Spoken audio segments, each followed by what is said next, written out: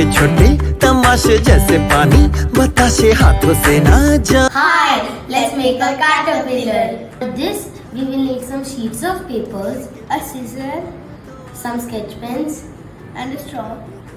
For this caterpillar, you will need to cut a strip of paper. Snip, snip, snip.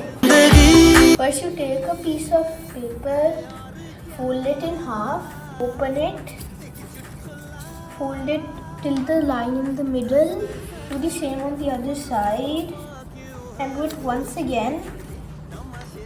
Once again on the other side, fold it together, and then cut it up in the shape of an arch on both sides. Then you open it up and draw his face.